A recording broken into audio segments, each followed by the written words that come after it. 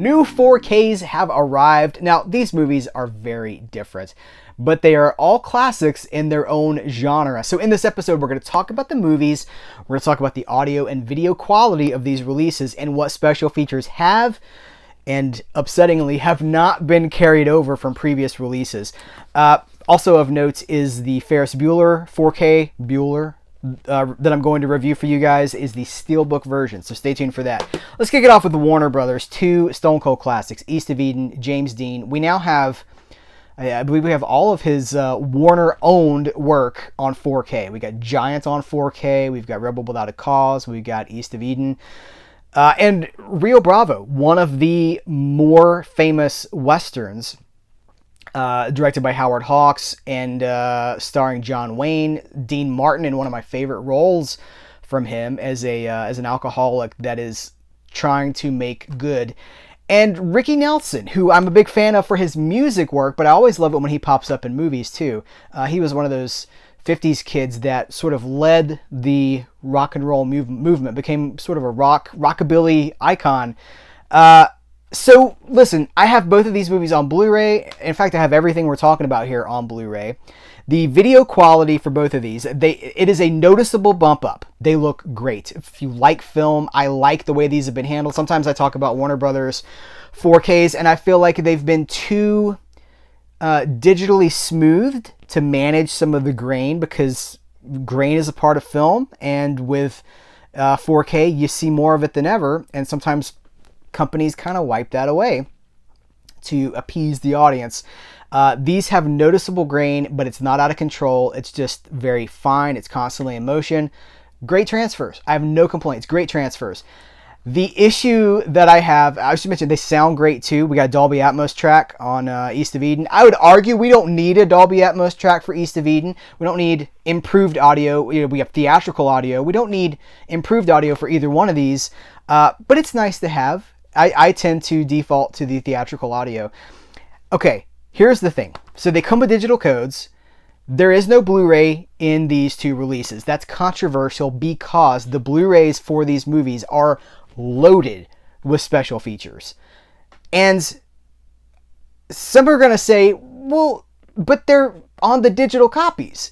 That's true. The special features are connected to the digital copies that you redeem. You redeem the codes that come with these movies, and you have the special features. However, that's not my preferred method of watching movies through a digital copy. I don't want to have to, put my disc away and then fire up a connection to Movies Anywhere or Vudu or whatever. Also, that's not a permanent record. Those are tamperable. Those are removable. I want to own my extras. I want to have them at my fingertips, and I think a lot of you guys agree with me, because I've heard from some of you guys that are like, no Blu-ray, no sale. The Blu-ray costs less than $1. Pressing, look, the disc, it's already authored, it's already pressed. You can press more if you need to. It's done. The work on that is done. Throw it in. It costs them less than $1. They're charging upwards of $40 for these releases. I would argue that we should get the Blu-ray. That's my thoughts. But if you already have those, you just want to know about the technical specs of these, thumbs up. They look great. They sound great. Let's talk about Swamp Thing. This is the first it's technically part of the MVD Rewind collection because it's got the MVD Rewind logo and branding at the beginning of it. But this is the first of the MVD Rewind collection LaserVision collection, the 4K LaserVision collection. It's got the number 1 on it right here. I love this, and I think so. This is both an homage to, the MVD Rewind collection. Eric Wilkinson loves to pay tribute to VHS, to the video store era. This is like CED. This is like CED love right here, where you've got you would put this in your CED player, and laser discs. There's this thing is oozing love for both of those formats. So even first of all, poster, we'll talk about that in a second. So the Blu-ray VHS styling, right? Look at this. Look at this. It's amazing. It looks just like I'm loading up a laser disc. I love the wording of this too. LaserVision collection. Dude is keeping it alive, and I love it. Here's the poster. Again, with that, it's got the 4K branding, but I really feel like I'm about to load this into my obsolete CED player. But of course, we're talking about a 4K, and it looks great. This is the best, of course. Like, I think that's a given for any 4K that we talk about for something shot on film.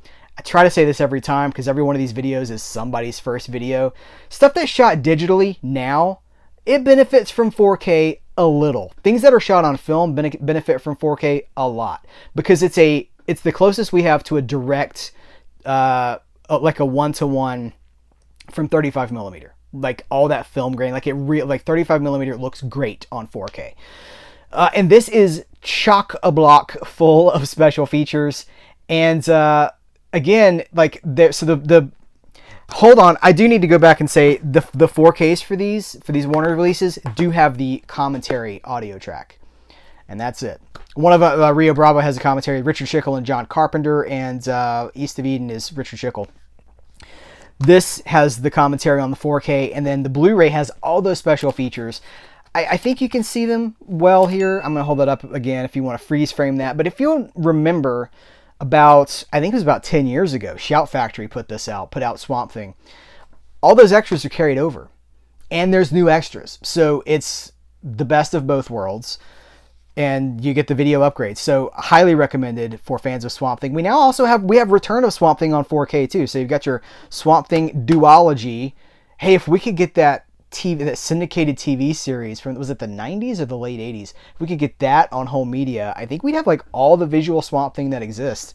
Wait, was there a cartoon? I can't remember if there was a cartoon. Ferris Bueller's Day Off. A perfect movie, in my opinion. I am always happy when I watch Ferris Bueller. And this is a great release. Paramount has figured it out. If they want to cut the Blu-ray from a 4K presentation, they put all the special features on the 4K. And in this case, it's no big deal, right? Because these are standard definition special features that don't take up a lot of space on the disc. And the big news here is that the commentary from John Hughes, which has been missing for, I want to say about 20 years. I think it's on the first DVD, which I have. And it was dropped after all subsequent releases of Ferris Bueller. It's back. They have included that commentary along with all the pre-existing extras. If you have the I don't even know what year because they keep putting it out. And I know it came out again in 2017. If you own Ferris Bueller on Blu-ray, you probably already have these features. But now you don't have to keep that Blu-ray because they've taken care of you here. So we've got our digital copy. And here, let me do this. I have waited for this moment to take this J card, because it's a J, this J card off. That's nice. And pop the 4K disc off here. And the 4K is just standard black disc. So let me give you one more look at it. Video quality on Ferris Bueller is really nice. When I first played it, I watched it with my daughter. I was like, let's pop this on. As soon as it came in the mail, I was like, hey, go to the mailbox, bring it in. Want to watch Ferris Bueller? We popped it on. And I was a little concerned because, it starts in Ferris's bedroom and it's really dark and there's the titles. And so we're in the bedroom and I'm like, I don't know. Was this worth the upgrade? And then it opens up and I was like, oh, yes, this is great. This year alone, guys, we got Ferris Bueller from John Hughes. We've got National Lampoon's Vacation from John Hughes. We got National Lampoon's Christmas Vacation at Christmas time. And Weird Science just showed up. That comes out from Arrow Video. I'm going to talk about that in my Arrow coverage later this month. So there's a lot of stuff happening with the John Hughes catalog. That's really exciting because I love John Hughes. Hopefully we just keep them coming. These are classics that I am super happy to own. In some cases, though, I just wish that I didn't have to keep my older Blu-rays. I wish that I could just have these and say, all right, and I'm done. And I'll make my own combo pack. You guys say that all the time. You're like, just put them together. I will, but it's still an inconvenience because people that don't already have these movies, everybody that's buying Rio Bravo or East of Eden for the first time with this 4K is missing the really stunning special features about Howard Hawks, about James Dean, about Kazan, about these are important. I think it's 2 hours of on disc video features on both East of Eden and Rio Bravo that are gone now. So 4 hours of special features that are missing, unless you redeem the digital copy. And we've already talked about that. So I want to know what you think about it. I'm going to put links in the description of this video where you can buy these releases through my links. You'll be supporting the channel and picking up some cool stuff for your shelf. But let's talk about it. Let's talk about these movies, because they're all, like I said, they're all classics, different. Like, I didn't even mention, because I'm trying to get through this as quickly as possible, because shorter videos get better views. Wes Craven directed Swamp Thing. Like, Wes Craven before Nightmare on Elm Street, way before Scream.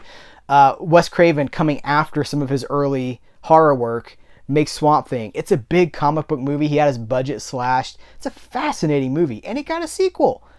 It's like the studio cut his budget, and then it's a hit, and Adrian Barbeau is like, I can't even watch it, but it gets a sequel. It's amazing. So I'm so glad that we are getting these movies, that they're being, in most cases, they're being respected and polished and cleaned up for future generations. I love it for me, but I also want it there for future generations so I can pass Ferris Bueller off to my daughter too, you know?